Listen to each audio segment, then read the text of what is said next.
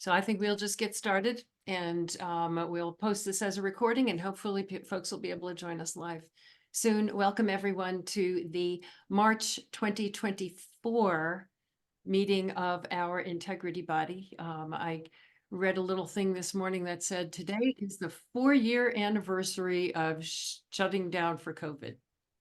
Yay. So welcome everybody. I'm glad we're all healthy. I'm glad we're all here. I'm glad we have all made it. We're expecting others to pop in, and I know some of you can only stay for an hour. I'm really glad you're all here. I especially want to. We're gonna introduce everybody and share our awesomes, but I especially want to introduce John Epps, who is joining us as one of 2 documentarians that are joining us. The other is Shadow Stone, who is in New Zealand, and it is way too early in the morning for Shadow to be joining us live. But John and Shadow will be switching back and forth. The notes that you may have seen from last time were Shadow's notes, and so we just really deeply appreciate you being here, John, and Shadow helping when she can. So welcome everyone. If you are watching this and we've managed to go live, please tweet to the hashtag creating the future. That's the only place that we will be looking for your responses to things. So let's get started as we always do, just sort of connecting with each other and coming into the room together. And if you will just share where you are and the lands that you're sitting on, and something that's meaningful or awesome or joyful in your life these days. And who would like to kick that off?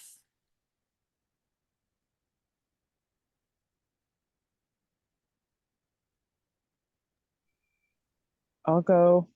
Okie doke. Can you get? Hi, everyone. Angie Eikenberry. I'm currently in Imogene, Iowa, which is probably still the Ponca and Sioux. I'm not sure, but probably similar to Omaha area. We're about an hour from Omaha. And what's bringing me joy is I'm on a writing retreat with several PhD students, and we're all just hanging out together, writing all day, cooking dinner together, yeah, it's been really wonderful. And I think that's all. Is there anything else I need to say, Hildy? That is It's good to see everybody. That is so awesome. I am so jealous. I am just I'm watching everybody's face light up as you're talking. That's amazing. Yeah, I recommend 3-day, 4-day writing retreat. Yeah. Oh, wow. Sounds absolutely wonderful. Justin, how about you? Good morning. Good afternoon. Good afternoon. Here where I am. I am in Washington, D.C., which is in the Catalytic territory where they used to thrive and shepherd the lands. For me, gosh, what's exciting? Well, my exciting actually is tied to this. So Hildy and I get to do a webinar tomorrow around boards and what can be possible with boards when you kick them to the curb and rebuild them from scratch. Yeah, I would say I'm looking forward to that. I am too. It's going to be really fun. Carl, good morning. Good evening. Sorry. Hello, everyone. Morning to you, but good evening from me because it's 5 o'clock in the evening here. Good to see you all, as it always is. What's exciting for me? Well, you know, a bit like you guys sometimes. Do you ever sort of think, yeah, I'm getting through, and I might be hanging by my fingernails at the minute in terms of like keeping everything going, but sort of getting through. So that's awesome.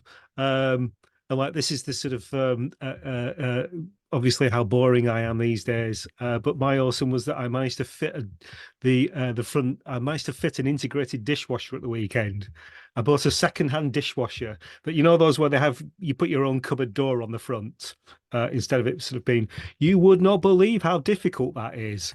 And I am utterly rubbish at DIY, and I managed to do it and save myself lots of money in the process. So, you know, if I can do that, I can sort of like take on the world, sort of thing. I should have also said I'm in St Albans, which is about 20 miles outside of London, in the UK. Congratulations. That is an awesome feat. It is for me. It is. It's an awesome feat for anybody. Let's pop over to Shantine. Good morning. Good morning, everybody. Great to see you all. So happy to be here. So I'm in San Jose, California, the Muwekma Ohlone tribal lands. It is absolutely pouring. It's been pouring for what seems like months at this point. So my awesome is kind of Hildy reminded us that it's the 4th year of the COVID shutdown. So health is very much on my mind, but my stepdad had a very successful surgery to remove cancer this weekend and he's healing. So really happy about that. And so just celebrating and hoping that this is a good year for us all of us, health-wise. So yeah, so great to see you all and great to be here. Oh, please, please, please give him my best. I will, thank you. Thank you. Awesome. Beatrice. Good evening. Good evening. Yeah, I'm 6 p.m. On my land. I'm in the south of Sweden, in Malmö. I'm studying here at Lund University, and right now my awesome is that I'm taking a new challenge, writing my master thesis, and but very, very excited about the topic that we are writing about, my partner and I.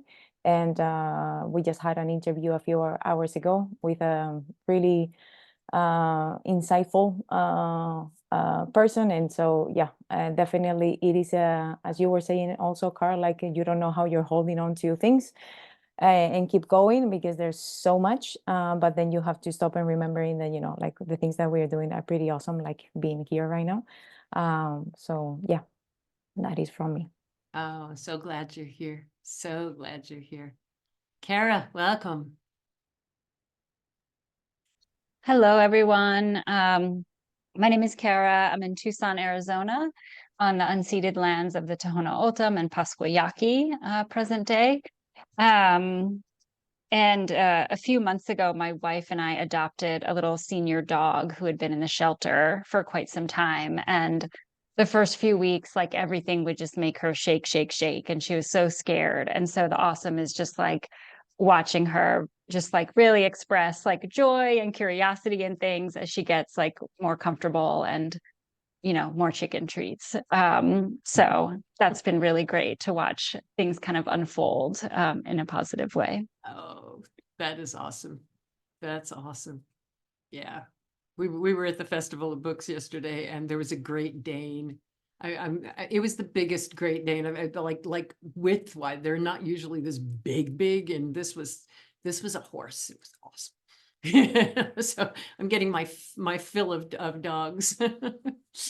John, good morning to you and welcome. Thank you for having me. Glad to be here. I am in Highland, California, which I think is Uhabatam lands.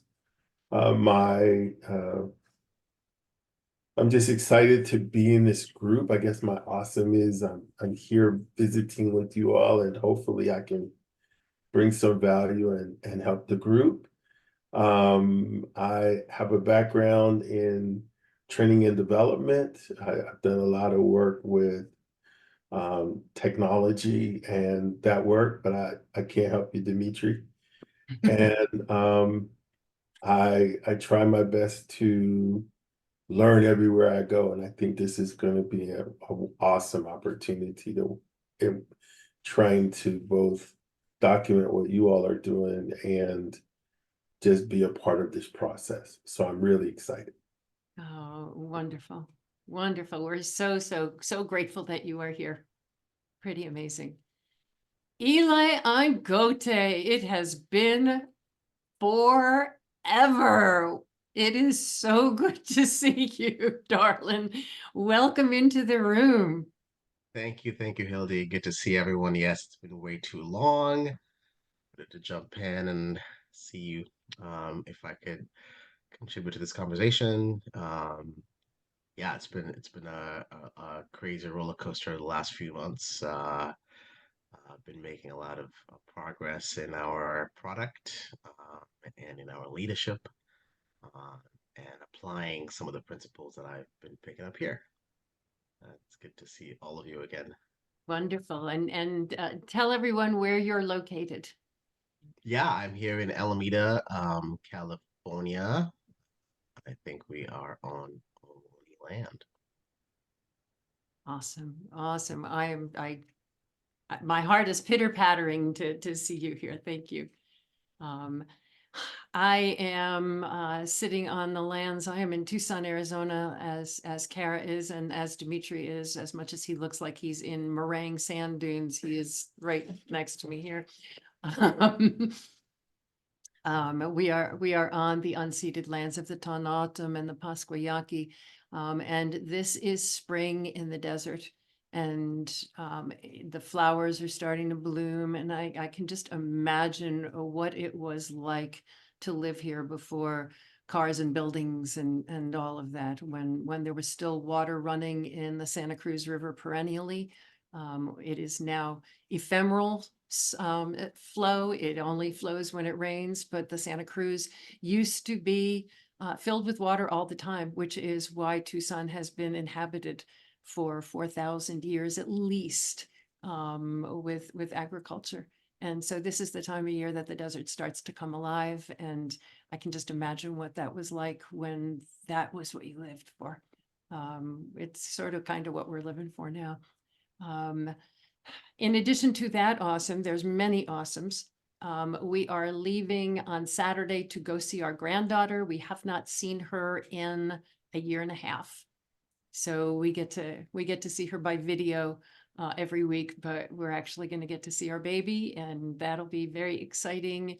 And we'll also get to see Shantine Koplow. Woohoo! Very exciting, which is very, very awesome. And the other awesome is that my writing is going well, and it's going slower than I wish it would. There's on days when I've got appointments, I'm writing for an hour every morning, which isn't enough, but it's as good as I got right now. And I'm very, very excited. I want this book done. I want this book done. So I'm grateful to all of you who have been supporting me and kicking me in the butt, and that is deeply, deeply appreciated. I'm also really looking forward to tomorrow's webinar with Justin. This is a new one on boards and catalytic thinking. And Justin and I get to share everything we've played with over all these years. So it's pretty cool. We are talking about, oh, well, I thought you were, I thought you were like deep in the stuff, honey. There's So, nothing I can do. okay, all right, then I'm sorry, you go, babe. Hello, everyone. First of all, I want to thank the offer for help from John. I have to reset everything is what I found, and I'm not going to reset this meeting in order to do that. Thankfully, Hildy is recording, so we'll be able to upload it after the fact. I am Dimitri Petropoulos, as Hildy said. I'm in Tucson, Arizona with Kara, and we are experiencing our wonderful spring weather, so that is pretty awesome. One of the things about it, Hildy mentioned briefly, one of my awesomes is you see in the background the Tucson Book Festival, which is like the third largest in the country, 150,000 people. It is amazing, the people, the ideas, the concepts. There's workshops going on constantly throughout it. It's all free. You just wander through. And the red buildings you see in the background is the University of Arizona. So it's like right in the center of the campus of the university. It is absolutely amazing. So I wanted to include that as one of my awesomes. The other awesome Hildy also touched upon is the fact that we're going to visit our little baby, who yesterday I got this image of her flying a kite. All we're seeing is a Zoom screen, honey. You're not seeing that? Oh, isn't that wonderful? I guess that's not working either. Anyway, Anyways, I will say that she got to fly a kite yesterday, which was pretty amazing. You can like take this off the screen. That was I'm having real Zoom problems today. I'm not really sure why. And there, that should bring it back. There we go. I'll include a photograph of her, which is just absolutely charming. Her running around with a kite. You know, she's 3 and at that age where she has great independence in who she is and what she's doing. So those are my awesomes, and seeing all these faces here, which is absolutely wonderful and amazing. I'm thrilled to be here. Wonderful, wonderful, wonderful. And we will just post this when we're done. Okay, let us get started. I want to do a little bit of a recap. We're talking about hiring practices because over the next several years, we're going to be hiring / contracting with bunches of people to accomplish our mission in the next 3 years, which is very exciting. For a reminder, Creating the Future has a 10-year mission, and that mission is up at the end of 3 years. And so what we're looking at is hiring a whole bunch of people, contracting with a whole bunch of people to help document everything that we have learned over this past 10 years and share it broadly with the world. So really focusing on hiring practices and processes is going to be critical to that. Last time we started the conversation with talking about and asking the very, very first question of catalytic thinking: who will be affected by our hiring practices and processes? And I took all of our answers and put it into a graphic. Let's get that. So the first is in the center of that graphic is prospective and existing staff and volunteers and hiring decision makers at Creating the Future. Those will be immediately impacted by our hiring practices. But we also said that our community and users of catalytic thinking and partners and prospective partners would be affected by our hiring practices, as would the next ripple out, networks of connectors, the wider public, other organizations that are seeking to hire, funders. And so when we looked at it, listing all those people, I always like to remind us that this is ripples. This is from the inner circle to the outer circle. Everyone in that graphic there will be affected by the way that we hire, by the processes and practices that we use for hiring. And so just keeping all of those folks in mind as we go forward. Sometimes we're able to engage all of those people deeply, and sometimes all we can do is hold space for them and keep them in our minds as we're making decisions. And so the ones in the middle of that center are going to be all of us right here, and a little bit more than that as well. But just holding space for all of those people in all of those circles. So the next real step, we had talked last time also about what is important about hiring, talking about hiring practices, and trying to listen to all of that through the lens of what is working, what is important, especially what is important about hiring practices as we talk about them, and talking about them in this way. We talked a lot about the ability, our practices for setting standards, like transparent wages, like transparent practices, and talked mostly about the importance of hiring for values, that we are clear on our values, and that we're very, very clear with others that we are looking for that fit, because employment is always about a fit. Looking for that fit of values with who we are and what folks bring to that. And so today we're going to start with what good would look like in hiring practices and processes. And that is everything from starting at the very, very beginning of creating job descriptions and figuring out the back end of hiring, then going to the actual hiring and contracting, and then going to the onboarding. And obviously from there, we'll continue to talk about support practices. I really am loath to say the words human resources, but support practices for how do we hold and nurture the people that we bring in, so that they can be their very, very best for our work. So let's start with that whole process of hiring through to onboarding. What does good look like for all those people in all of those circles? What do we want our hiring practices to make possible for all of the people that will be touched by our hiring practices?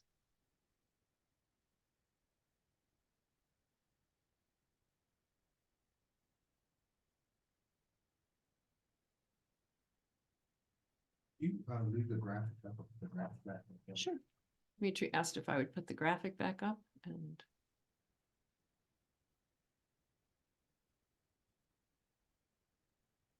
Hildy, could I chip in to start? I wish you would, Carl. So my opening salvo, everyone, is a better experience of going through the sort of the recruitment process for people either who are already working in our sector or are joining our sector, because it's very much my sense that lots of people actually come away with it actually not having a very good experience of it. And my concern, I guess, is that we put lots of people off by the way we make decisions, by the process, by the sort of amount of time I think that we sort of sometimes need to make decisions, and actually about the, how do I say this, not the correctness but the quality of our decisions. We need to be better. Yeah. Okay, so then what would better look like? What would a good experience of recruitment look like? Not just Carl, but anybody. What would a good experience of recruitment look like? Well, then if I might just very quickly jump in and Please. again maybe provoke some responses to a sort of conversation. I think that's better hiring would be about actually people who really are well suited to the job, not just the most credentialed, for example. Okay, what else? What would that good experience of recruitment look like? And I'm going to pull this off the screen for a little bit so we can see each other more, and we can pull it back up. So I I think would add, oh, sorry, go ahead. oh, go ahead, Angie. Just that it would enable people to put their best foot forward or bring out the best in them in that process. Mm-hmm. Justin? We wouldn't experience so much proxying. I mean, I think to Carl's point about credentials and things like that, that we use so many shortcuts and proxies to either filter or qualify people. And so, that we're very, I think the process would have sort of its due diligence and be very judicious. I know that there are some proxies, there are some, elements that we could use, but that we're very transparent and clear. And I think to Angie's point, like, with, why do we say, and I know we wouldn't do this, but why would we say a bachelor's degree? Like what, like not the degree, but what's the skill set? What's the, how do we ensure that we are honoring the lived experiences of people and that they're feeling sort of their experience in humanity is recognized, not just proxies for being a widget. Yeah. We look for indicators of the qualities we want, rather than finding ways to actually identify those qualities. Yeah, wonderful. Thank you, Justin. Shantine. Sure. So I think an important feature is a fair exchange of information amongst both the candidates as well as the organization. Can't tell you how many interviews I've either been a part of as a hiring person or being interviewed myself, where I almost felt like I didn't quite know what I was getting hired for. You know, I might have a vague idea of what the organization is or what the role is, but what are we actually looking for? What do we do? What are our goals? What is the plan for that position? And then to Justin's point about transparency, you know, if we're seeking references, why and who are we going to talk to and what kind of information do we want from them? What's the relevance of that type of request so that people don't feel like they're just being vetted for the sake of vetting? What is the use and the utility of reaching out to others, and what will we convey to them about the organization? There's a lot of times I actually just had a phone call for someone that I used to supervise to be a reference for her. Absolutely loved her, but the person who called me didn't give me any information about the job it was about. Not that they have to disclose, but it was a little bit strange to me that it's this totally one-sided approach to hiring that I think, you know, can make people very uncomfortable. So, like I said, just fair exchange of information, equity amongst both ends of what are we doing here and what are we seeking and why. Yeah, yes. Yeah, Dimitri. Shantine, that makes me think about the sort of code language between reference givers. And, you know, that where someone would say, they ask the question, would you rehire Bob? No, I wouldn't rehire him. Well, what does that mean? You know, were they a terrible employee? Did you just not like them? Were they not competent? So in that context of transparency, by not knowing what you want to hire Bob for, and then by also having this sort of fear of litigation, you know, am I going to say something that, you know, Bob will come back and sue me for because I said, you know, Bob was a terrible employee, whatever, that's judgment on my part. So there's a lot of this in the transparency department, a lot of this sort of language code words that are used that I don't know for sure what that means. You know, when someone says, I wouldn't rehire someone, what does that mean actually? For what? For what job? For, you know. So are you saying the important thing is don't hire somebody named Bob?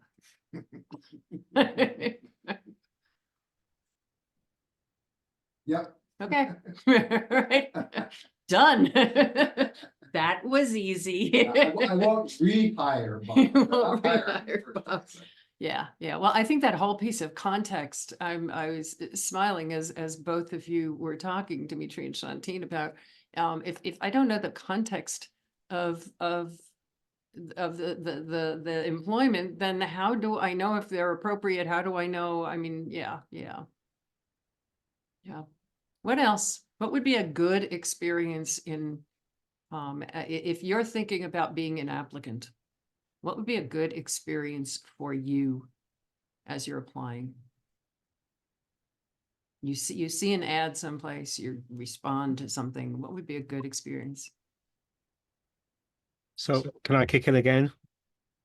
One of the things that I was really proud of when I sort of like used to sort of hire people is that every time someone came for an interview and they didn't get it, I rang them up afterwards and I talked to them and I explained to them why they didn't get the job. And those were simultaneously the hardest things that I ever did, but they were also the most rewarding things that I ever did. Because, you know, if you're just a human being and you treat people in the way that you would expect to be treated, it's a wonderful experience, actually, as difficult as it is.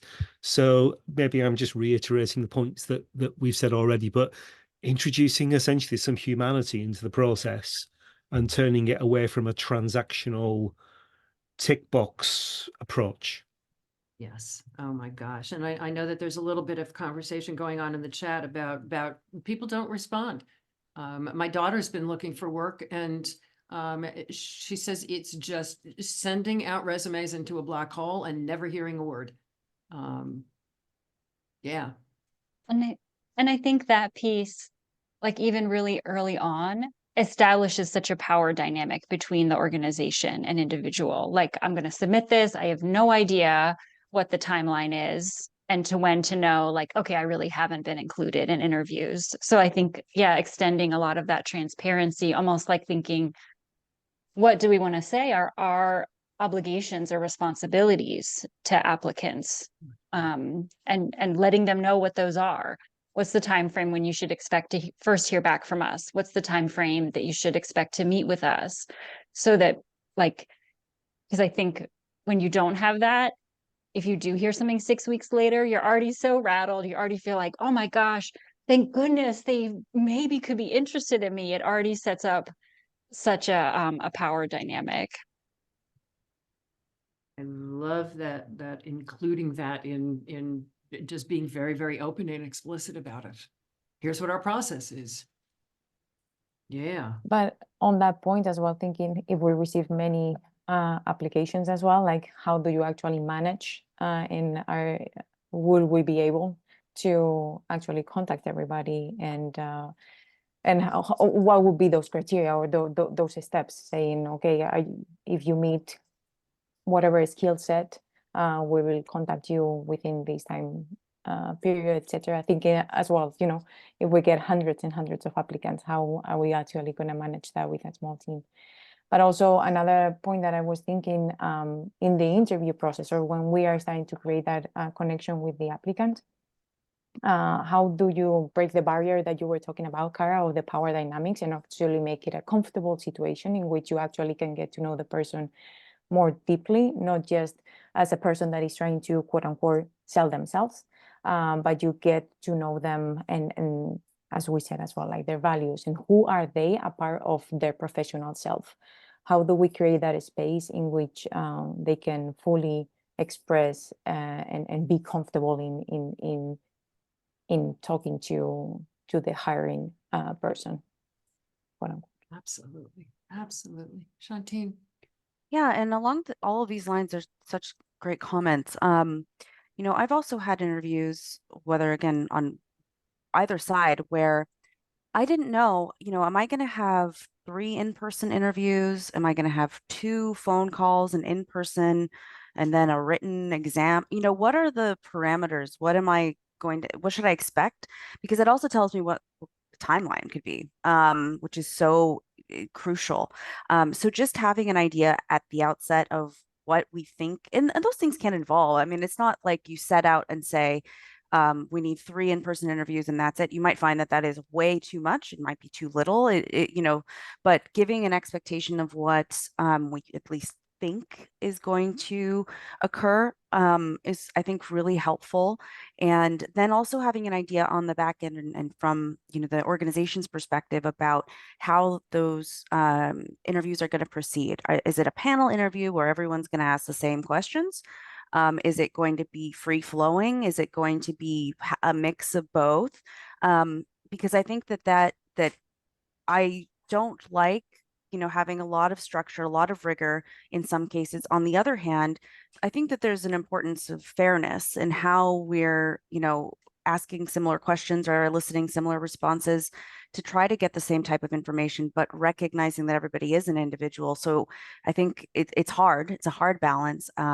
I don't think that having, a set of 5 questions that we ask every single candidate that's the same is necessarily the best approach. But as a point of discussion, how will that go? And what should the organization expect? So what are we setting out as the expectations for the candidates, but also what do we expect for the folks who are conducting the interviews? How can they approach it in a more systematic way that still embraces everybody's humanity and does all those things? It's not an easy answer, that's for sure. But I think just having some planning before it goes in is so critical and something I never see done, and really makes things complicated, because then you wish, I wish I'd asked all the candidates the same question, or I wish I hadn't asked any candidates this question. So just like I said, some prescriptive planning on the front end. Oh yeah, yeah. The thought that occurred to me as you were talking is going into the room thinking that you're being interviewed with one person and there's 4 people in the room. Like Exactly. yeah, I mean that to me is a big one. Big one. Absolutely. And the same hiring versus contracting, it's the same thing. I've seen situations where you think you're going to be walking in to talk to one person and the whole board is there. It's very intimidating, right? And it's Yeah. Yeah, very, very much, very, very much. Carl, there was some stuff going on in the chat that I missed. What's going on that looks interesting in the chat? So Beatrice at one point mentioned values, and I guess it sort of just reminded me that when we interview normally and we're trying to think about recruiting people, we tend to focus on skills, on sort of harder sort of things. And the argument that I've heard is that, well, you can train people in terms of skills and knowledge, but it's much harder to change their values. So therefore, I know some organizations are experimenting with values-based recruitment. And the idea is that what you're hiring for here is people whose values match your own as an organization. So if we're aligned in that sense, we can take care of the other things. I can post an example in the chat if it's helpful. Oh, absolutely. Absolutely, yeah. What else would good look like in terms of just the hiring part of this? I would just say, jumping on Carl's point, like figuring out clearly what our values are, and making sure those are reflected in the process, including, I think the word for me that keeps coming up, or when I'm listening to everyone, is respect, for that person, their time, their everything. And it should go both ways, right? I'm on a committee right now hiring a new dean, and like one thing we're doing that I think is really problematic is we've decided who's coming and we're inviting them and we expect them to come by next week. It's like they have their other lives going on, like how are we accommodating that? But then the answer is like, well, if they really want the job, they'll make time. It's like, well, that's doesn't seem like a great approach, right? Yeah, and would you want to be their current employer, or would you want them doing that to you for the next job? Yeah. Yeah. What else in that hiring process? Let's talk about job description. What does good look like in job description? So I was going to talk about super inclusive language. Given that the default is already exclusive and excludes certain people or has them as, marginalized, you know, really, really doubling down on those keywords that would attract people to apply. I'm thinking about our own job post where we said LGBTQI to the front, and lo and behold, one of the people we hired, had a trans son. So I think there's something there that really makes a difference in terms of just making it a little bit safer. Um, and then I was thinking about, you know, what a 10-star hiring experience could look like for the candidate. And I thought about Airbnb, and when they were kind of dreaming up, what would a 10-star Airbnb experience look like, and start from there. And it looks like something like you show up at the airport and someone's there to greet you with your name on a board, and there's guided tours of the best places to go to in that destination. So what if at that hiring level there could be a preferences sort of a document or intake? How would you like to be interviewed? Would you like to do it in person, remote, on a walk with someone? Who are the kind of people that you'd like to be meeting with? Someone who looks like you, somebody who doesn't look like you. Really let somebody customize their experience based on their personality and kind of what they like and don't like. And then have that be exactly, obviously, would require a lot of resources, but letting the candidate customize their entire experience from beginning to end. How would you want to be notified? How soon do you want to be notified? And just let them be in control. You just blew my brain out. Yeah, I'm just, and what it also does, Eli, is helps us to understand more about that person. It may not be a fit right from there. It is best for me to be communicating by email, but this is somebody, I'm just making stuff up here. This is somebody who actually needs to be in Zoom meetings all day long. I don't do really well with Zoom. I would really prefer email. That gives us a sense of who that person is and how what they'll be at their best. Love that. Yeah. Did I mention I'm really glad you're back? It's good. I love these sessions. I really miss them. So let's dive into, go ahead, Kara, I'm sorry. Yeah, for the job description piece, Yeah. I feel like the less good is when it reads like a whole laundry list that you just don't know how to interpret. So I feel like offering ways to interpret it as far as like, what are the things that are like non-negotiable for us? Is that the values piece? What are the things that are like skills where it's like, yeah, sure, if you come with these, great. Maybe we can also teach them, but like almost letting the applicant know how to like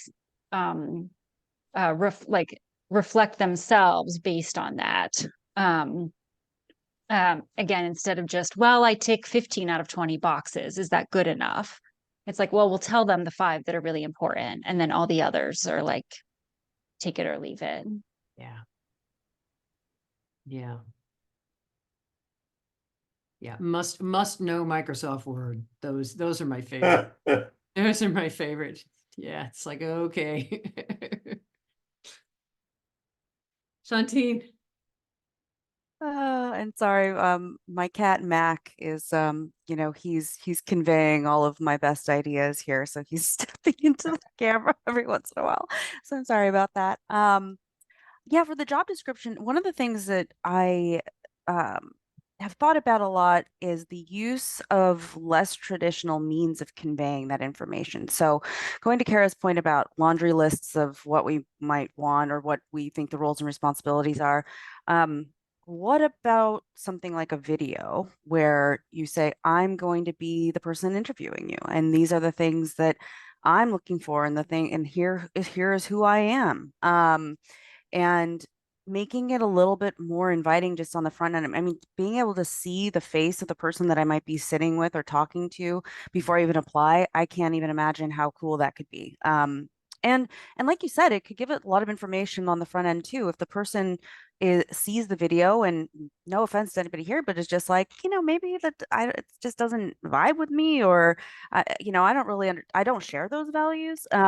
That's really helpful, because then we don't have a candidate coming into it where there's just this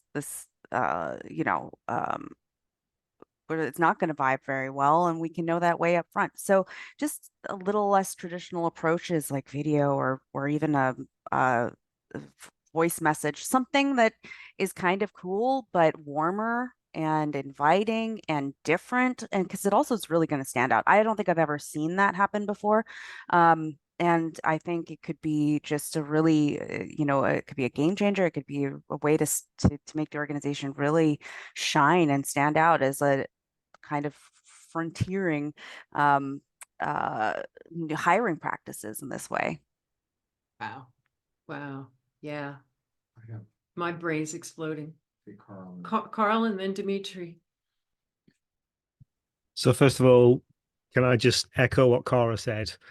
I got tired of seeing job descriptions that were 6 pages long, and especially the ones that said that these are the essentials and then these are the desirables, because that's the sort of exclusionary language that I think we've talked about already, that you're putting people off who might not be sure that they're good enough when they probably are. The point that I wanted to sort of make, the sort of building on Shantae, and can I just say up front, I'm worried this is going to come out wrong. Okay, so can you sort of bear with me on this, because I mean well by saying this. In my previous sort of role, we were so keen, if that's the right word, I mean, to get the EDI, the diversity, equity, and inclusion stuff right, that we put all sorts of sort of barriers and stuff around the recruitment process. So, for example, like you couldn't talk to anyone before the interview. We stripped out any reference to sort of who they were. I mean, that potentially included their university that they went to, and all that sort of stuff. And various other sort of hoops like that in the name of trying to generate a more equitable recruitment process. And I guess what I'm trying to say is that I'm worried that it had the opposite effect to that we intended. because what I'm essentially trying to say is that we all wanted a staff that looked like the communities that we worked with, and sometimes it felt like all that stuff was actually getting in the way, and it was removing some of that humanity that I'm talking about here.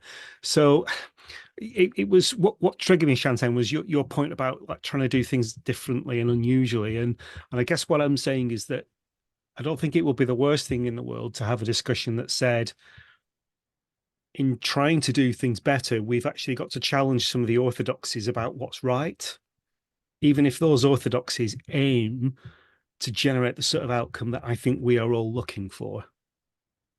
Yeah. So I hope that came across okay. No, it definitely did, because I think what we do, and it doesn't matter. I mean, you know, right now we're talking about DEI, but it's sometimes it's other things. What we have a tendency to do is to focus on what has been a problem and throw fixes at that, throw tools at that. So, you know, if we don't know who the candidate is and don't know anything about them, then maybe that creates just a blank slate and a level playing field for absolutely everybody, and we choose who the best is. Those are idea driven, you know, the catalytic thinking 101 here. There's the difference between idea driven strategy and causality driven strategy. And what we're creating here is, what do we want good to look like, and what will it take to create good? What do people need to see? What do they need to have? What we have a tendency to do, though, and that's why we're such proponents of catalytic thinking, is what we have a tendency as humans to do is just the opposite of that, is come up with ideas. Well, here's the problem, so let's fix that. And we wind up with the fingers in the holes in the dam, and the dam's still leaking all over the place. And so I think it's going to be really, really important, Carl, to be as mindful as we can of the humanity. It just keeps coming back to that. You all keep just using that word of the humanity of treating people like we want to be treated. I mean, it seems like a pretty basic thing. Why do we not do it? Let's talk more about job descriptions. Oh, you were next, Dimitri. I'm sorry. That's okay. Dimitri doesn't raise his hand. He just whispers in my ear, and I'm supposed to remember that.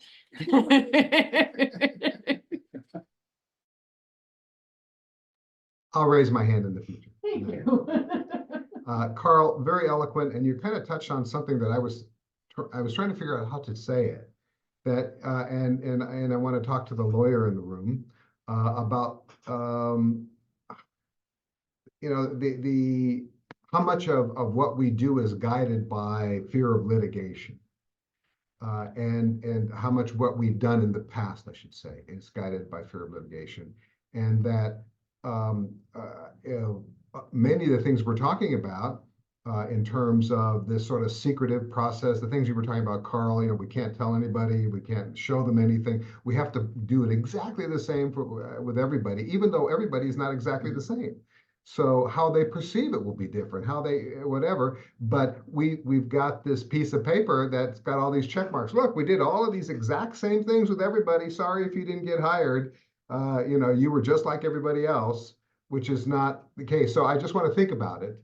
I mean, I'm not sure I have an answer, but I want to think about it from a humane standpoint, because I know when I was doing labor movement stuff, you know, one of the concerns was that, you know, how do you do that in a way? And what happens is you codify this thing into contracts and whatever, which are very standard. I mean, you know, and that creates other kinds of issues that are inhumane in how people are being treated.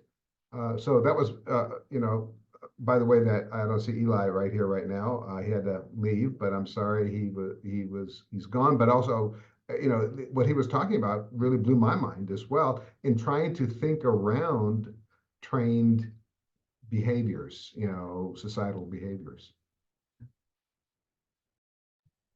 Yeah, Eli had to hop off. He's got a big investor meeting coming up. A big part of what Eli is aiming at is hiring for his company. So I'm glad he was here for even just a little bit of time. What else? What would a job description look like that would blow your socks off?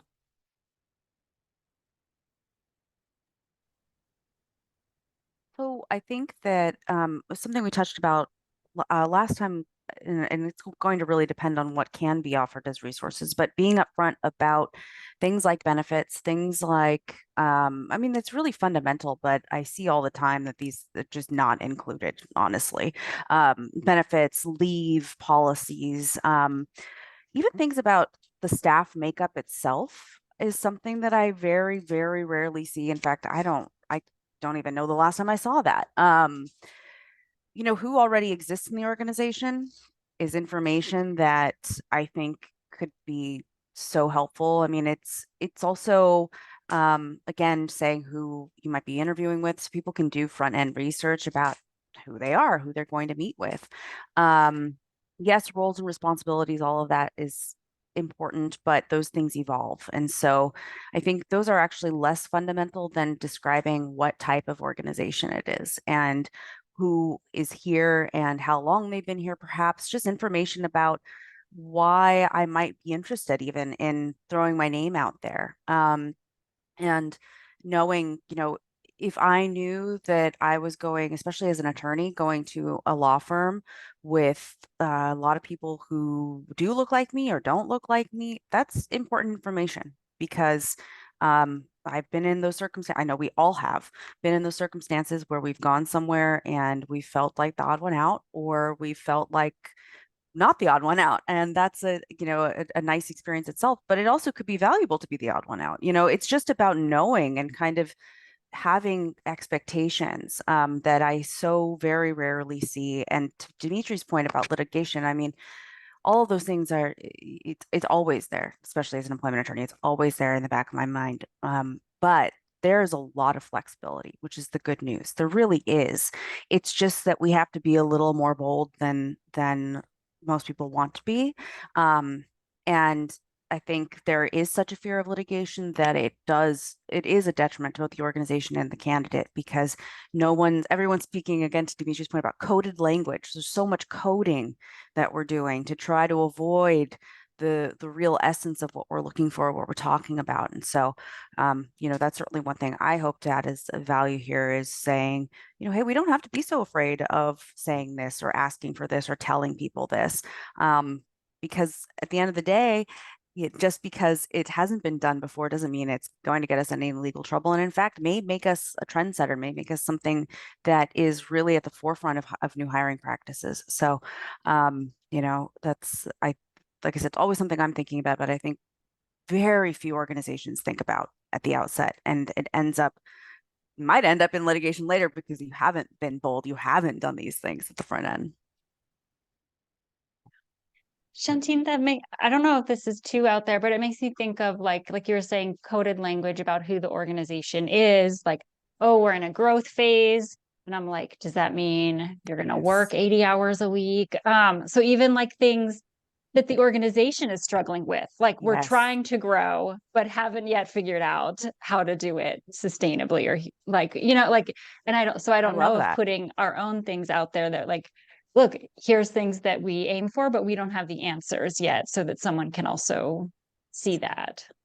I love that idea. I think that I've been brought into organizations where the idea was wasn't to grow, right? And I got there and I thought, oh, I'm in this position. I thought I was here to help bring change. I thought I was here to do whatever it is. But that information wasn't presented and I just had the wrong idea. So I think that is so brilliant to say, we're looking for big minds, big hearts to get us to this next stage of wherever we happen to be. If you are that type of person, you're creative, you're a go-getter, you are exactly who we want to have in that role.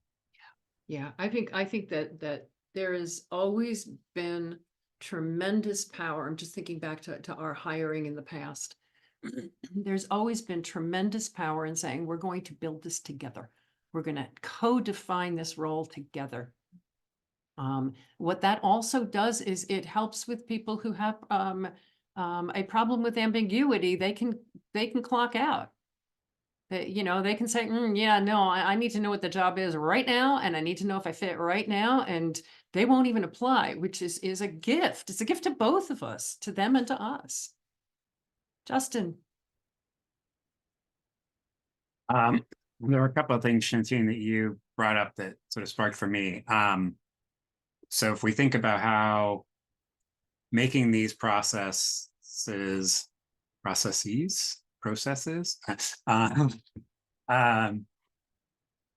if we make them more humane, more transparent, they also force the organization's hand. I think Kara and Shantine are saying this, which is,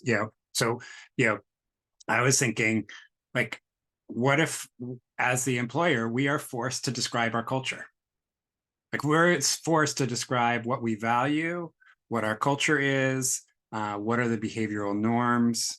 And then even like Shantine, I was like, and here's our employee, manual. Like you get to see that before you're an employee. But I think there's an element too, because of what I think Carl was touching on and Eli was touching on, and you too, Dimitri, which is, part of the reason we codify all of this is because judgment is what creates bias. That when we, and like there's this tension, like there are questions we are not supposed to ask because that is interpreted by giving answers to those we might bias against that, which are antithetical to getting to know somebody. And who they are and what their lived experience is. So I was sort of going in my head, well, how do we deal with this? And I was thinking, we have, basically, outrageous transparency. Like you want to know how we manage to try and avoid bias and other elements is we open our books to everything. Like you can see what our culture is. You can see what our employee handbook looks like. You can see what our meetings are like. I mean, when you can do that, but this idea of radical transparency that says, we're going to use the collective to try and hold us accountable to some of these, humane, just, equitable practices, because we actually know that, I mean, that's the tension. Getting to know someone and engaging in someone's humanity, well, the human nature is to be attracted to similarities, which creates bias, which creates lack of diversity, which creates, sort of repetitive bias. So I think that like that's that tension. That's why we codify and objectify, is because then we can say we're not being influenced by those preferential elements. And I don't really, I mean, I feel like I'm somewhat talking in circles, but I think there's this element of like the only way to be accountable to that question of being just and equitable is to be transparent and to put all the things out there so that someone could, and even sharing the organization's engagements of those issues. How have we changed things? What are we willing to negotiate and be held accountable to? I mean, someone goes back to the comment that I put in the chat earlier, which is those job descriptions or listings or postings, like they should speak to what the employer's obligation to the employee is, not what you're going to give to us with skills, but what are we going to commit to you? And what can you expect to hold us accountable to if we employ you? I'll stop there because I don't know where I was going. Yeah, That makes me. My head's going to explode. So go ahead, Beatrice. No, I was just thinking, that made me think, Justin, about like how sometimes maybe some people, and I know I feel I am on this boat, that you have felt cheated in a way when you have gone into an organization that you really held in high esteem, and then once you are in, you see things very, very differently. You feel like there hasn't been that honesty, what you were saying as well, just in the transparency, like present me with the truth. What is it? How is it to working here? So that's why I really love what you said, Shantine, about presenting the employee is already on the job description. I'm thinking as well that some people that would be interested in working for an organization like Create in the Future, that the information is out there, that people can do their research, but why not to do it much more openly and transparently, right? Like already presenting it right there and there where people are going to be looking for the job. But yeah, I like, how do we become again more and more humane, more and more transparent, more and more honest, so we can actually bring the people that would be a great fit. So it is not something that people do not feel like, I'm not going to last in here after being there for a couple of months, because we have seen those trends, and especially in the nonprofit arena, I feel that it is very common.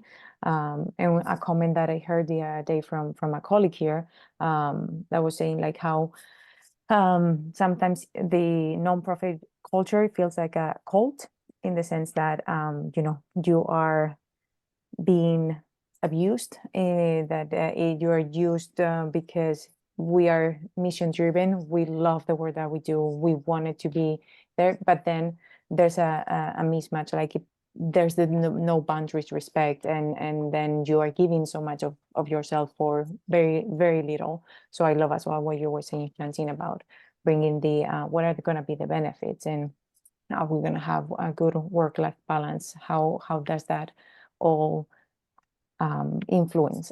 Because we are not only professionals, but we are people that have much more than only this side of ourselves. Yeah. Yeah. The conversation is really sparking for me. Can you imagine having on the job description a link to a page that is, here's what you can expect in your first week.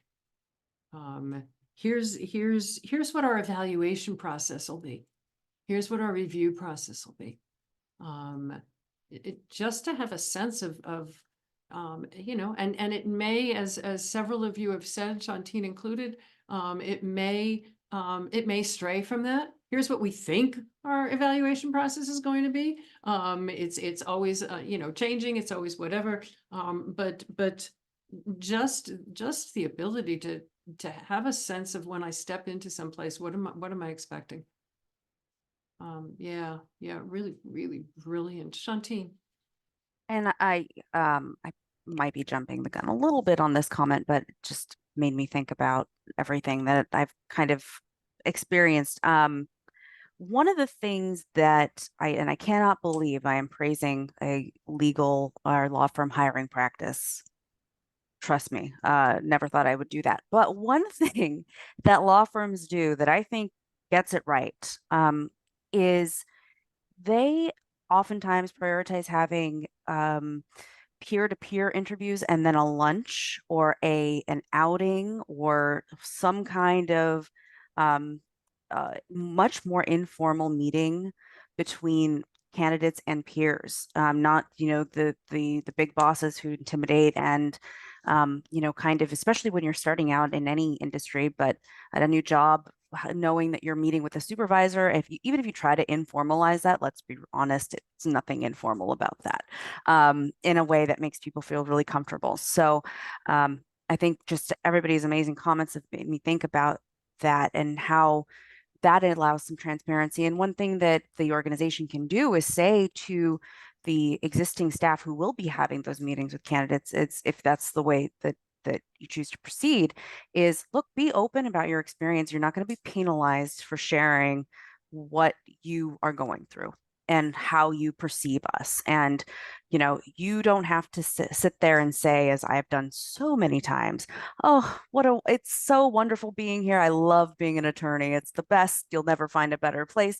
Because I know that if that gets back to my boss at the end of the day, that's, I can't share my true deep feelings. And it doesn't mean being unprofessional, but it could be saying things like, yeah, you know what, I have a kid, or I don't have a kid, and I find that the work-life balance is like this.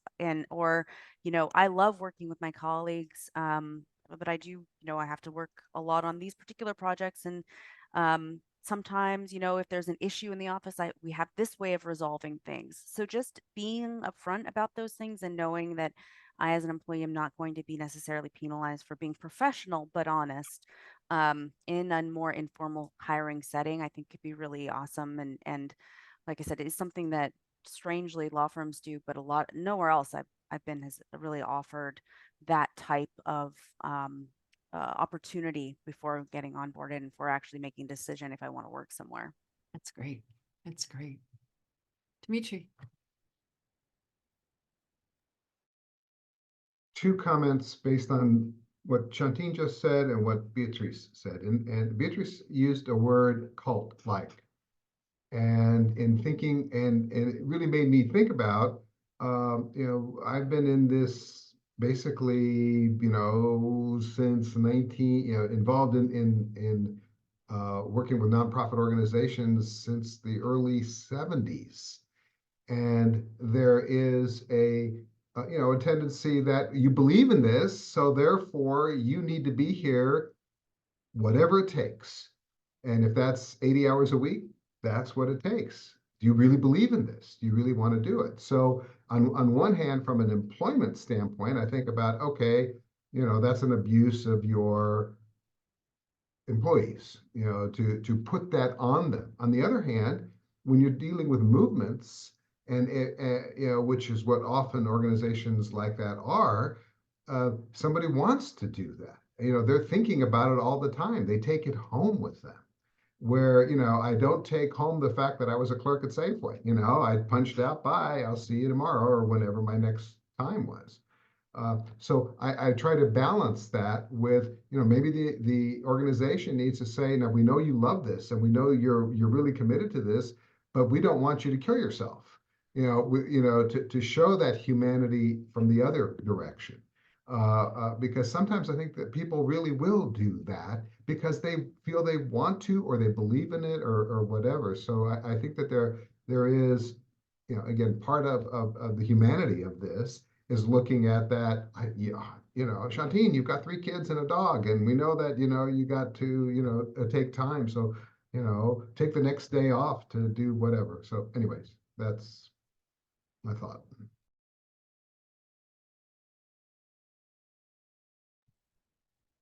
Yeah, that's I'm trying to remember which company it is, and it may not be the case anymore, but I read it several years ago. That it was either Patagonia or Netflix. It was one of those that's supposedly a great place to work. And they had unlimited leave, unlimited sick, unlimited leave. I'm just remembering this off the top of my head, so it may not be exact. But the gist of it was everybody thought if you gave people unlimited leave, they would just screw off and never, and that they had to lock the building on the weekends with a code that did not allow the employees in because they wanted to work late. They wanted to work on the weekend, and they had to say, no, you can't. And that sprung to my mind as you were talking, Dimitri, about and again, there's everything we're talking about here is being explicit, is not just doing it, but being explicit about it and being ahead of the curve about it, rather than they wait until they get to the interview to find out, oh, they're nice people. No, this is really powerful. So we've talked a little bit about job description. We've got a job description. We can call it whatever we want to. That encompasses everything that we've been talking about here. We run an ad. Where do we run the ads? So what does good look like in terms of where people will, how will they find out? What does good look like? If I'm an employee, a prospective employee, I'm looking for work. What would you be the most excited about in terms of where you see it, how you see it, what it says? Because you've got like 3 lines to capture somebody.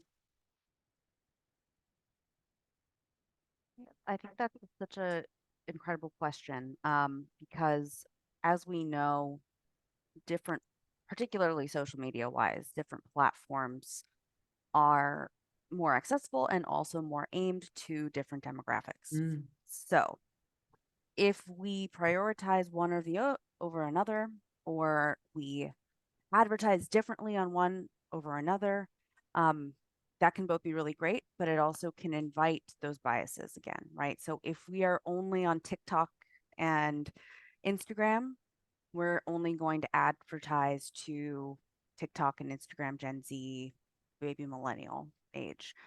If we're on LinkedIn, that's a whole other sector of people, usually older people involved in LinkedIn are generally differently.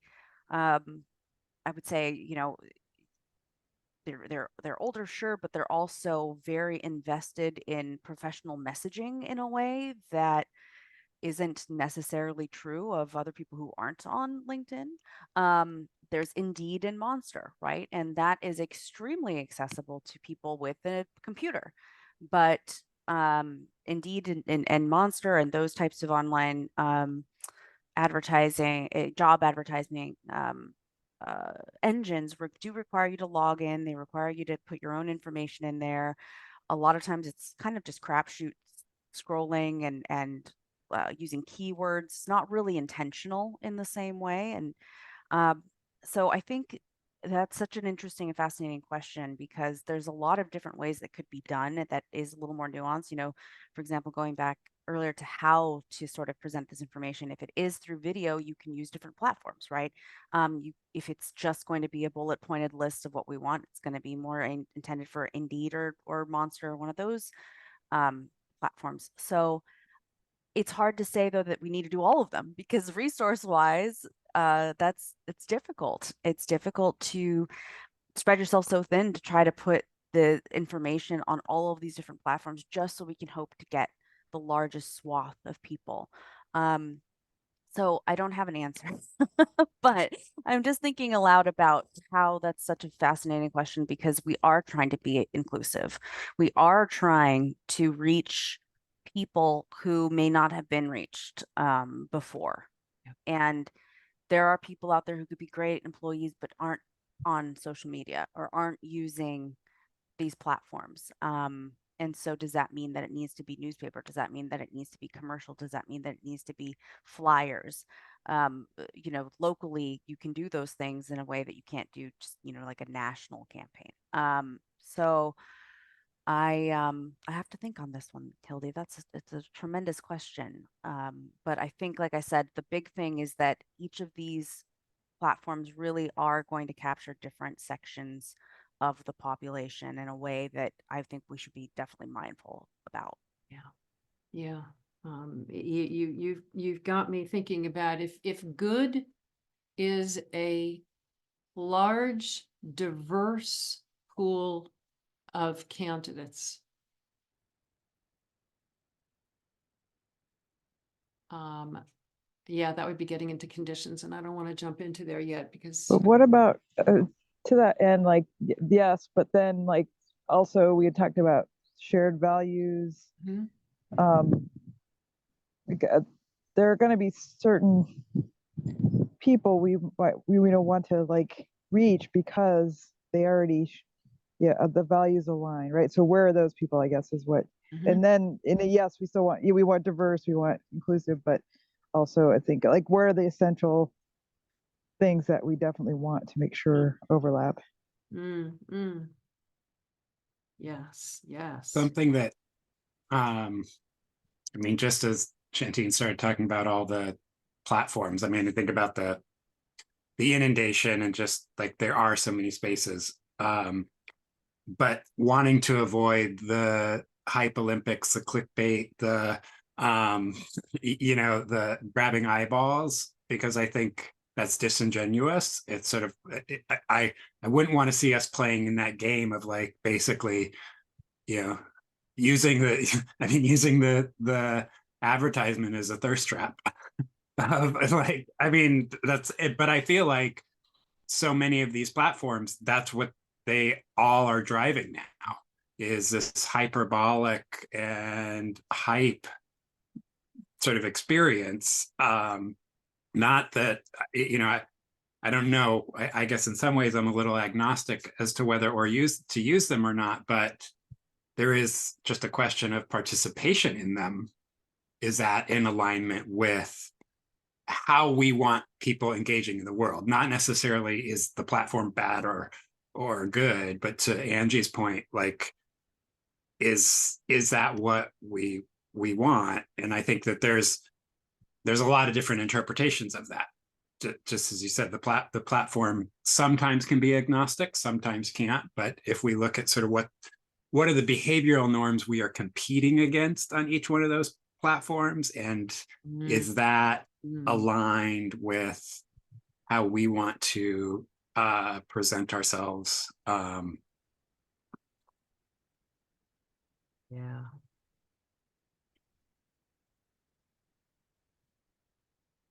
Yeah, that's a huge question. That whole thing of the behavioral norms that are already on that platform. Do we want to be part of that? That's huge.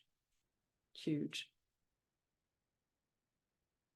What else does good look like when it comes to advertising? Oh, wait, I have one more. Oh, good. I was just thinking when Angie was talking about where people are and we don't know what we don't know, but that the communication has a clear invitation to others, sort of the pass it along, like, please tell other people, like, we want you, if you know someone, but figuring out how to do that genuinely, that we are encouraging others to share what they know and what they're excited about with people they think might be interested. Love that.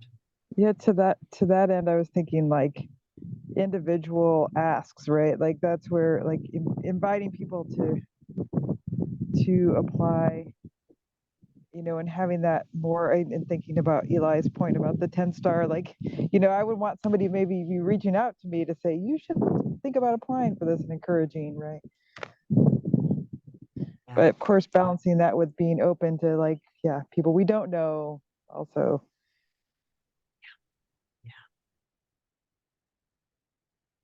Yeah, it's been said, like, this is a very big question, but I'm thinking as well, like, how can people find us by doing, let's say, a Google search, still, if it's going to be a thing in the future, but if how is our SEO on the website? Like, what are the keywords that for people to find, create in the future? And what is that first impression that we are going to make on them? Why would they want to continue learning about creating the future and be inspired about working in the organization? How is it that we are, again, presenting ourselves, like as well, like with the video that you were talking about before, Shantine, like, do we have a video as well, like explaining this is what we do, who we are, how we operate? Because I feel that sometimes, right, to find those right candidates, quote unquote, the people that really want to be a part of this movement, but they might find us by themselves, and in a way that it is via a Google search, for example. But I also like what Justin and Angie were saying now, like, how are we also using, like, the people that each already part of this network? How can you utilize us to find the right candidates? Yeah. Carl. It's really interesting listening to the conversation, in the sense that sometimes I, in my experience in the past, you almost get given an impression that there's a right way to do things and a wrong way to do things. And what really comes out, whether it's the discussion about platforms or the discussion about talking to people before the interview, there are trade-offs all the time, whichever way you decide to sort of do something. And I guess I sort of come back to conversations we've always had in this forum about our values and about how your values should shape your actions and so on. And we should be asking ourselves all the time, what are our values and how can they guide us in deciding which way to go, where there are these trade-offs? And And it's interesting, those questions about, can you talk to people or can you use platforms? My instinct is that humanity and a respect for people's dignity is very much something that flows through these people, and we should be trying to maximize people's dignity all the time, because go back to the beginning of the conversation, so many of these tools and techniques now that we've got to recruit people, most of which are in the name of efficiency and reducing cost, are often at the expense of people's dignity. Yeah, I'm really glad you brought that word up. Huge. Yeah, Dimitri. Justin, I see your comment in the chat stream. I'd love for you to talk a little bit more about that, so that it's part of the verbal discussion and not only in the chat. Yeah, well, Carl had mentioned AI before, and I was just starting to think, and Hilda, you and I had this conversation, because I will use AI to see what the normative thinking is about something, whatever it is. Like, you throw it out there and it's going to give back like whatever is either the most vocal or most normalized. Catalytic thinking and creating the future is abnormal by those standards. So we are at a structural disadvantage against AI, because we are, if someone looks for something, and actually, Beatrice, you're talking about, the website, search indexing, and like everything is AI driven now, which means we are structurally disadvantaged on all of these platforms for people to organically find us, or AI-ly find us. I don't know exactly organic anymore, but that is something that I think, to Carl's point, AI is also very, dehumanizing. So I just, as we were thinking about this, and sort of I was connecting those dots of really thinking things are really stacked against us on the technology platforms because of their over-reliance on artificial intelligence for everything.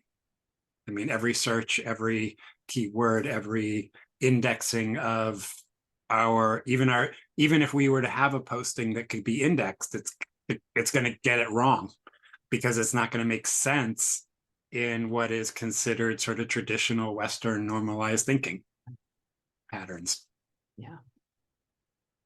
Yeah, there's part of me that's thinking that while, yes, we will absolutely have to advertise, there's part of me that's thinking that this is a word of mouth sort of position, or positions, as the case may be. The other thing that's occurring to me is that, and it's been on the list of what's going to happen in the next several months, in part.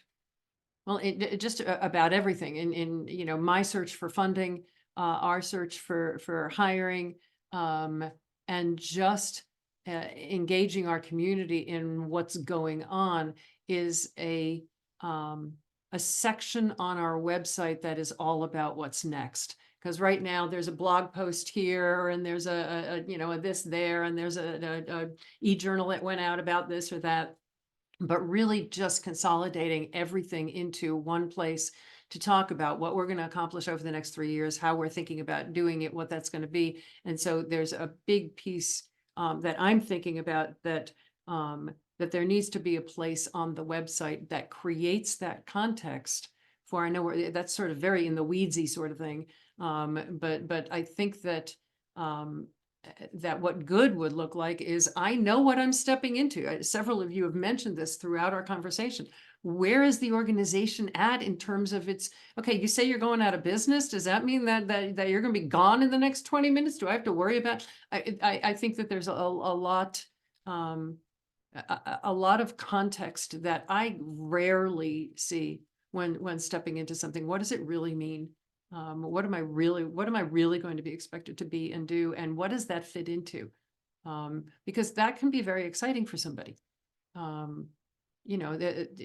Given that probably my generation and maybe the generation behind are the last to expect that I'm going to have a job and it's going to be for 20 years.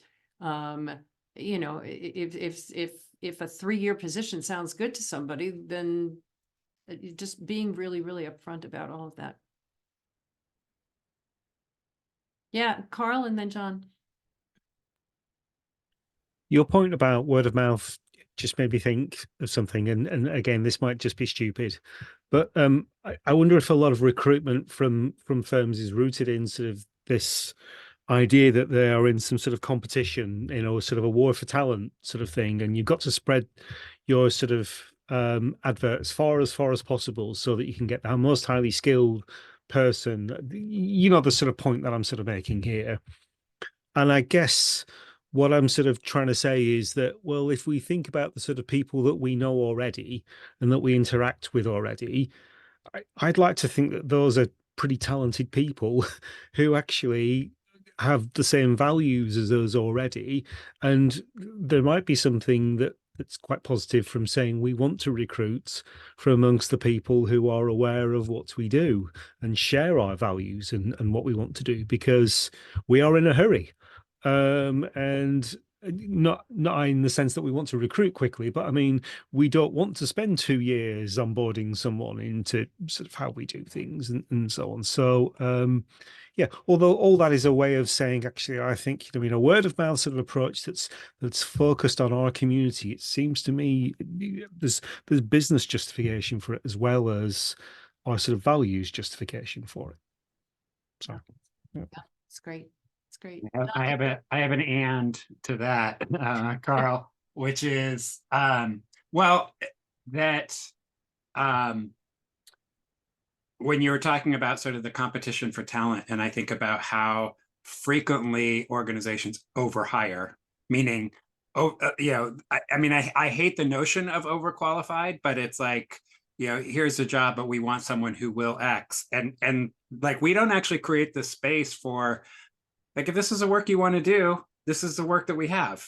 Like we don't need someone extraordinary, and you know, I often think that you know, organizations sometimes you know, hurt themselves when they hire folks who have an aspiration to move, but there's no place for them to move, and then we just sort of breed frustration. And so I think there's an element of, and it does go back to thinking about the job itself, thinking about the description of the job, the qualifications for the job, that we are very honest. We are honest about the expectations, the opportunities, the limitations, the salary component. I mean, those things.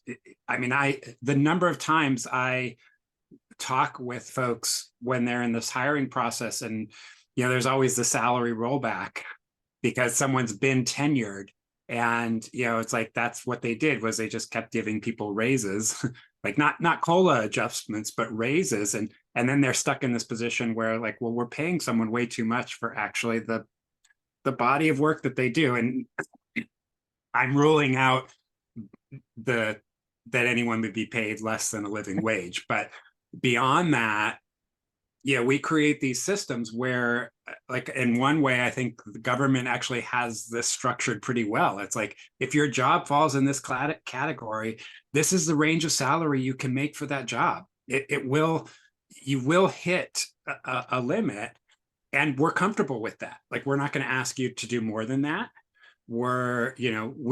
And it's sort of really setting up, you know, even what you were saying, Hildy, about a 3-year commitment. I think we should just be honest.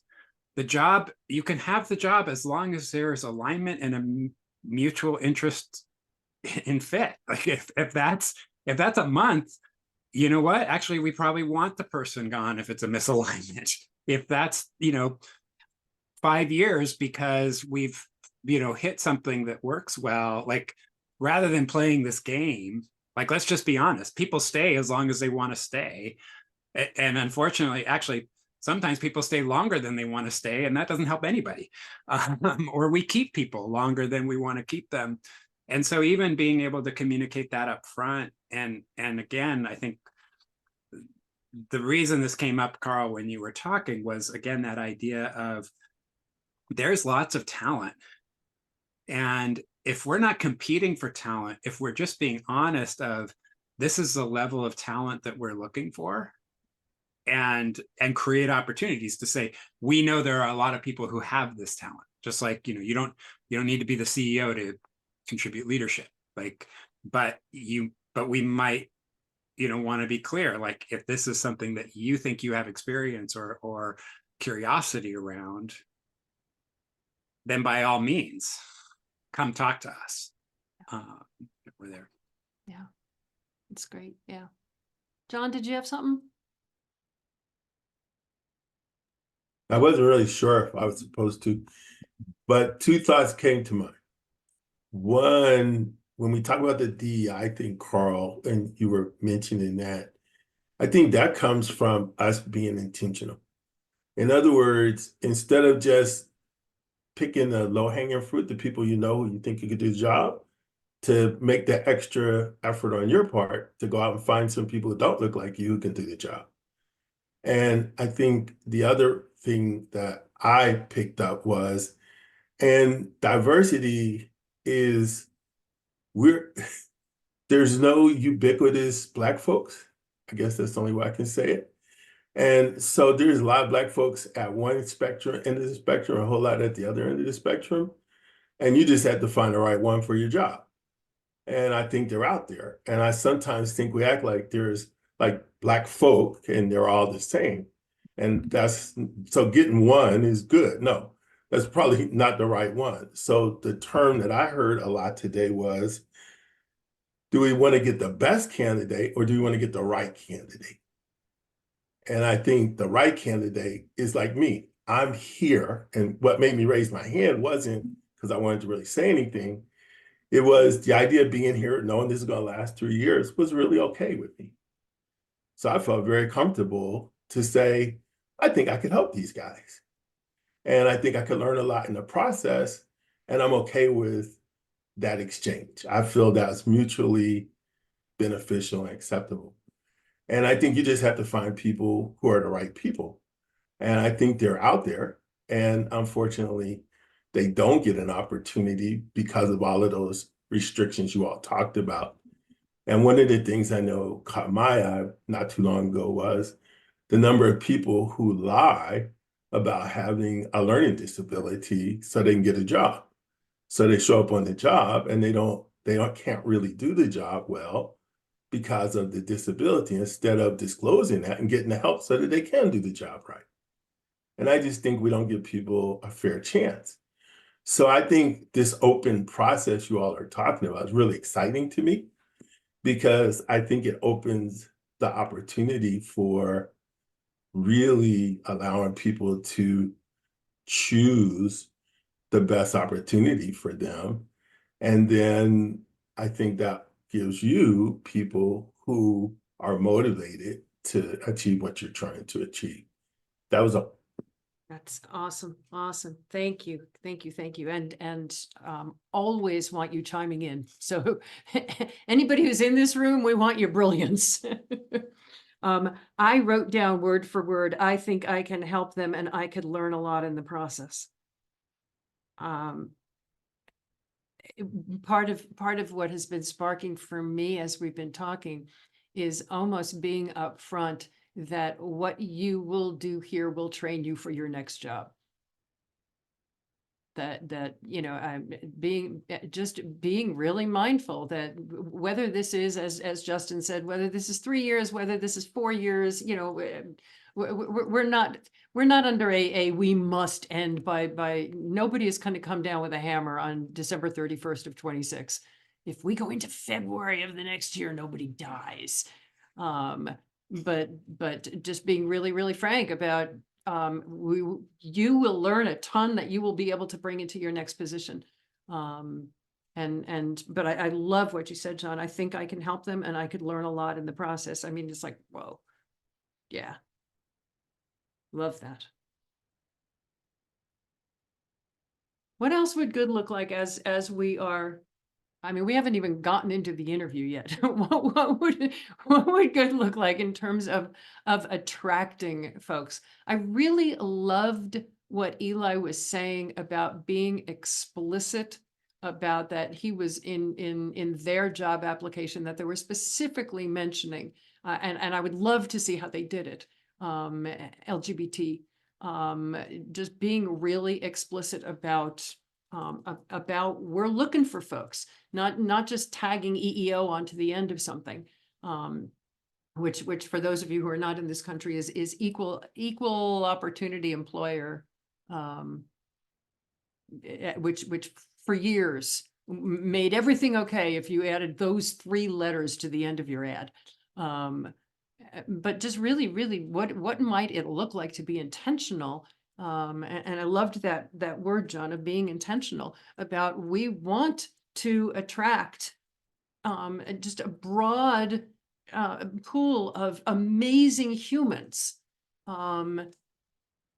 What else does good look like in that process of attracting people? So one of the things that I do for my law firm is on my LinkedIn, everywhere, really, every little mission statement that I had, I said, I want to represent people from underserved communities.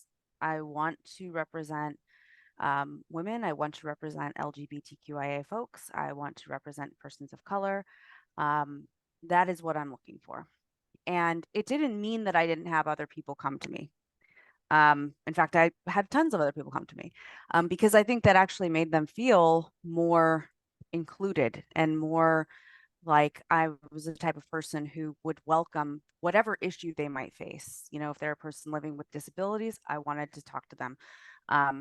And so I think it really is just being that explicit and being that intentional and not being afraid to say, we are an employer that is looking for people from every background. And particularly, we think that those insights are so critical to our mission that we are looking for people who don't necessarily reflect the current constituents of this organization, because we want to make sure that those different voices are represented. And so I often think that those are the things that are sort of hinted in the background of some job advertisements that I see, which are like, we're very inclusive. Okay, but how are we inclusive? What does that actually mean? I mean, why and why? That's the other thing. Like, why do you want to be inclusive? Is it just so we can say we're an inclusive employer? Because that's all well and good, but that doesn't get to the core of what we're looking for. You're looking for voices, you're looking for input, you're looking for representation. And for those people who, as John was saying, have traditionally been necessarily in the room and using their voice. So I think just saying it is, we want to have these voices here. We want to be hearing from different types of people. We welcome you. We not only welcome, we encourage you to be that applicant because you are integral to the success of the organization and to the mission itself. Can I just type everything you just said? You are welcome to anything I say, Hildy. Can I just like transcribe Shantine's last comments? Yeah. I am so excited to think about, part of what I'm thinking about here is the quote, war on woke.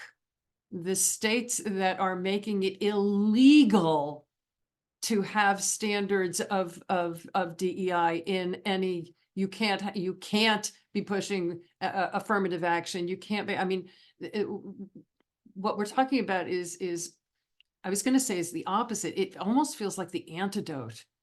It almost feels like the like anti-venom stuff you get when you're bit by a snake. Because that stuff is really snaky. I don't even want to go there. But yeah, I'm not sure, Carl and Beatrice, if you know the extent to which they're actually calling it anti-woke. And there is legislation in many states that make it illegal to teach DEI.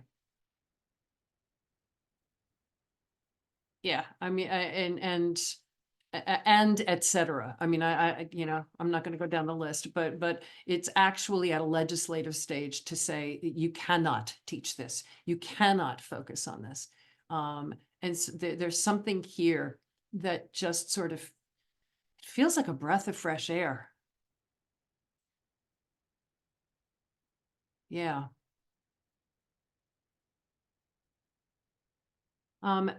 As we move forward next time, we're going to be talking about, because I don't want to just start, we've got only 15 minutes left. I don't want to start on an application process and what would an application look like if there is an application? What are we looking for in resumes? What are we looking for in an interview? I don't want to get into that right now, because those are too juicy to say when we've only got you got 5 minutes, go. What does a good application process look like?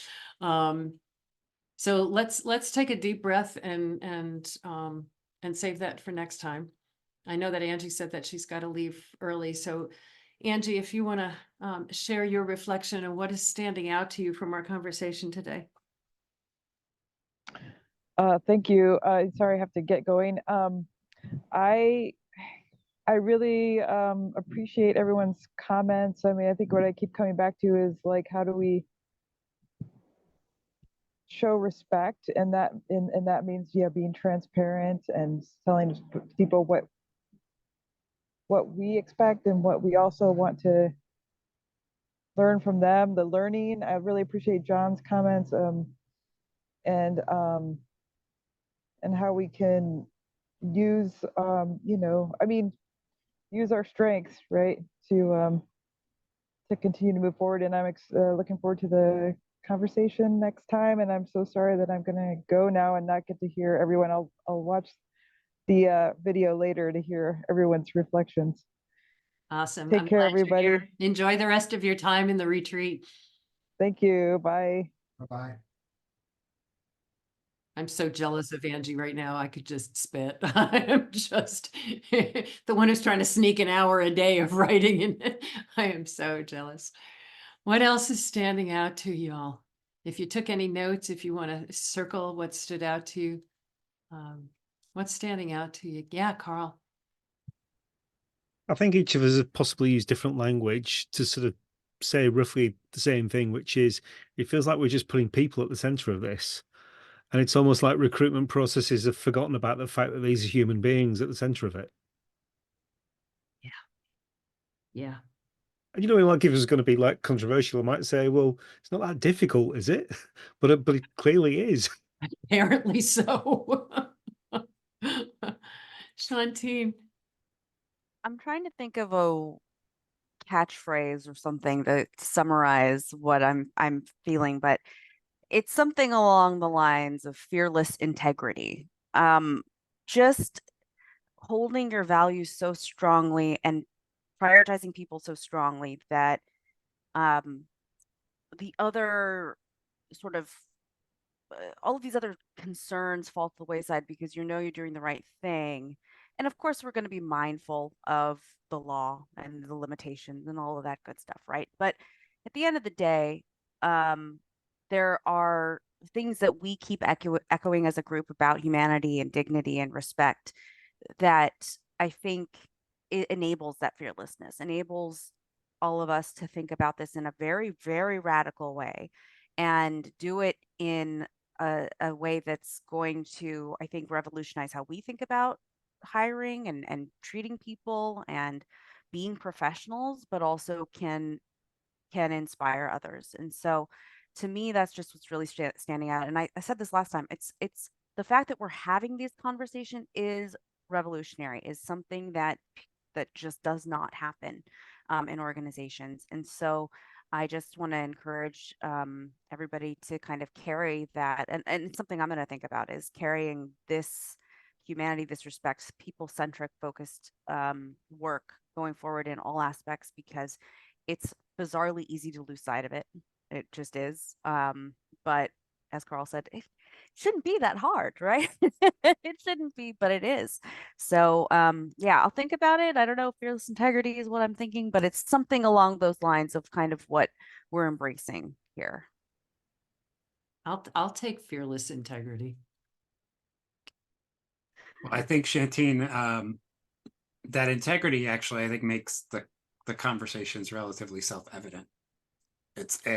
you know, I think when you really do put the values that you hold, that the values, you know, being humane, you know, treating people with respect, being committed to, you know, acknowledging and hearing the lived experiences of everyone. I mean, those types of things, like the decision is self-evident. Like, I don't feel like anything we said was actually that, you know, outrageous if you say what we wanted to do was a system like this. And I think Exactly. what I talk to folks about is how do we instill a gracious intolerance for values misalignment, Yes. which is, you know, basically saying, like, when we have those values, like, our job is to bring everything in line with them, knowing that there's, I mean, values by nature will actually be in conflict with each other at points in time. But what we're doing is, and I feel like this conversation, I mean, part of that's my reflection, is I feel like we are exhibiting that, not that we are having to catch ourselves because we're on the front end. We're basically saying, you know, what do aligned systems look like, and building from that way. But that's all part of that, you know, intolerance of misalignment. Like, it's not okay. We're not comfortable saying, well, it's a best practice too, or it's going to be a legal barrier if, but instead sort of saying, okay, why do we have standardization? Why do we have legal issues? You know, what would it look like to have those not be issues that are there? So I think that's my part of my reflection too, is just, you know, this is a demonstration of how, like, any piece of organizational tactic or practice, when you know, always comes, like, if you want to do it with integrity, always comes back to just, you know, do we have the values front and center? And are we being transparent and allowing reflection? And, you know, I guess some of what you sparked when you said, you know, put the things out there on the front end, that's another version of intolerance of misalignment. Like, we won't tolerate our own misalignment with these principles of equity, of justice, of humanity. And the way we do that is we, you know, sunshine everything to the world.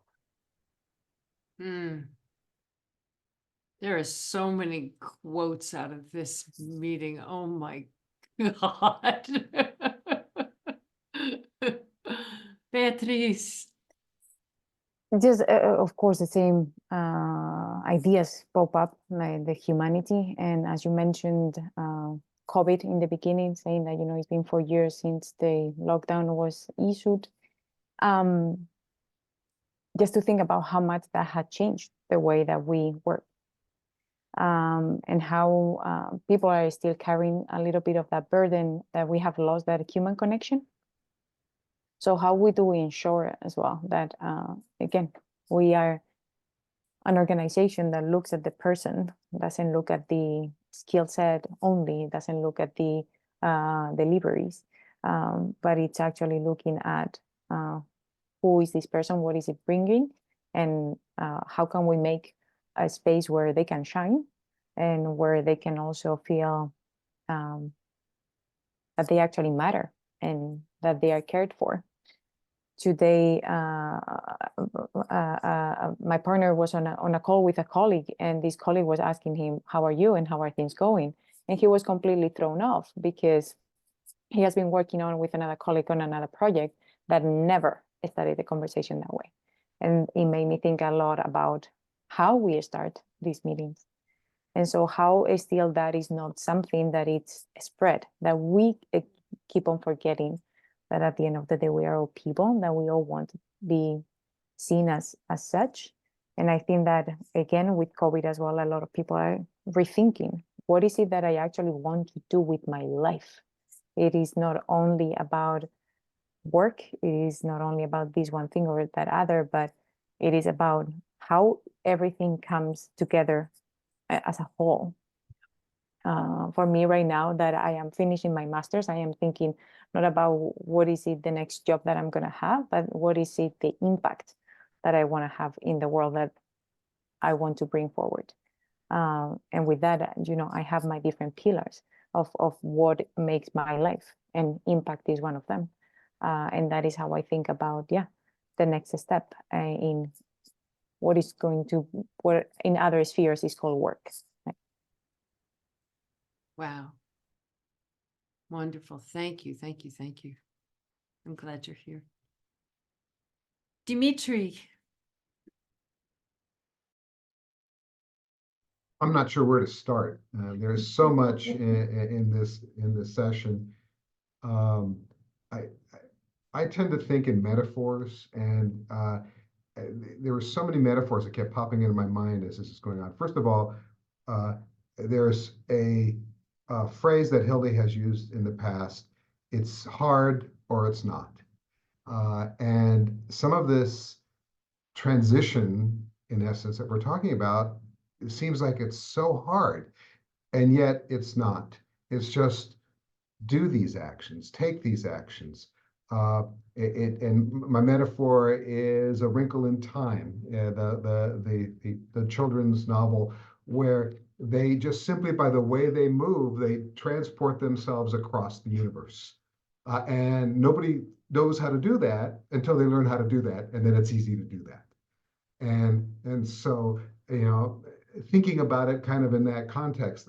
Another metaphor that came to mind as I was thinking about this, I saw a movie recently where there were these heroes who were battling all these creatures and stuff, and they got stuck in this goo, and the goo would hold them in place and they could not move until someone pulled them out of it. And in some ways, it seems like we're in a societal goo right now. That what we're talking about here is potentially the hand and the rope and the whatever reaching in to pull us out of that goo. And so those are, you know, some of the sort of metaphorical ways that I've been thinking about the conversation today. Is this is not as hard as it seems, or as hard as we are afraid it is, and that we can help each other to pull ourselves through to where we are free to be, you know, humane and whatever. So those are my thoughts on it. So yeah, there's another quote. John, I am so grateful that you have been here today. And what is standing out to you from our conversation today? One, just very excited that people are having this kind of conversation, because I think we just need more of them, where the conversation is really about having an impact versus how do we comply with things. So it's not compliance based. And I think the second part is, and I just want to say this, you know, you were saying how this prepares like someone for their job. And I think Beatrice touched on this. It's not even about whether it prepares you for a job. It's that you get to do work you like. And I think we need to really offer people opportunity to do work that they like. And then they'll decide how long they stay, because things will dictate that have nothing to do with the company. That have nothing to do with how much salary you're going to get or all of those things. It really has everything to do with you. And I think so. I think Carl or someone said, you know, make it human centered, make it centered on people. And I think we think people are here to do jobs. And I think we need to see it the other way around, that we do jobs because we are people, because we are able to do it. And I think that perspective shift really makes all the, you know, I'm here because of a choice I made to be here. Not because you looked for me, Hildy, particularly. You had no idea I existed. But I was searching. I continue to search. And you want, certain people will search. And for this organization, you want searchers. Another organization might not need so many searchers. You get a whole bunch of searchers in that organization, get a lot of unhappy people. So I think, you know, you have to recognize that all of those things come together to make it right, and not necessarily a better job description, although a better job description is really a great idea, but it's not just a job description. It's going to be, and I think, again, I think Carl said this, it's the why behind this work, the what it's all about. What's the impact that we're going to, and a couple of people talked about impact. But I just feel that those are the things I take away, that I'm probably in the right place, doing the right thing at the right time. And I think the more we can make people who come to be a part of this be comfortable with that, then I think we see the kind of outcome we're looking for. I think if we, I like to say, I say this every week to myself. I have no idea. I think I shared this with you, Hildy, when we talked. I have no idea where I'm going or what's going to happen. I just want to make sure that I feel like I'm going somewhere and I'm going in the right direction. And, I'm going to trust the rest of the universe to get me where I'm going. But I think too often we want to know, okay, what's the progression of salary, or how do I get promoted? And I always just feel like if you just bring your best self to the situation, you'll know when it doesn't fit anymore. And then you just kind of, like a snake, you just shed that skin and move on. You don't have, it's not as traumatic. I liked what you said, Dimitri, about it's hard or it's not. It's not. I think we made this into this quest for excellence and perfection. And I think that's like asking too much. I just like to do the work I'm doing. I'm figuring it out as I go along, and hopefully having an impact and adding value as we go. And I also watched Dungeons and Dragons, Dimitri, so I know what you were talking about. So that was kind of fun. So and I think that's really important. I don't know if you said that in your job description, but I always say this everywhere I go. And we need to have fun. And too often I think we think that those two things are incompatible, the idea of work and fun. But I think if we're human, whatever we do, why kids do what kids do is because it's fun, not necessarily because it's easy. And I think too often we try to say, well, you can't have fun doing this work. And if you can't have fun, then I don't want to be a part of it. Thank you for that. Thank you for that. We frequently talk about the fact that if we're not laughing, we're doing it wrong. Mhm. So, Dimitri. John, for years, we've had an expression in our work, and this goes way back. And that was, we need to fug it up, F-U-G, we need to fug it up. What FUG stands for was an acronym for fun, upbeat, and goofy. So in response to your, work can't be all serious because we're not all serious as creatures, totally agree. And we've sort of lived that philosophy for years. I just wanted to share that with you. Thank you. So I'm in the right place. So much. What I am taking out of the meeting is I am just feeling immensely hopeful. There's just so much possibility to do this well. And what we've done, Justin and I are going to talk about this a little bit tomorrow when it comes to boards, but you mentioned the legal part, Shantine. That what we've done is we've taken the legal minimum and made it the standard, made it the only thing. And Justin and I are going to talk about that tomorrow when we talk about boards we've taken this, here's your roles and responsibilities to be good fiduciaries for the organization. That's this much. What does it look like to actually be creating good? That's our opportunity. That's our possibility. And so this just has me incredibly hopeful. I also need to share that I have to go back and re-listen to this whole thing because y'all blew my brain out like 17 times and I just need to sort of play with each of these things. So I'm personally feeling very, very grateful because this has been very fun. I hope we will see all of you next month. We are on for May 13th. Same bat time, same bat channel. For those of you who are old like me.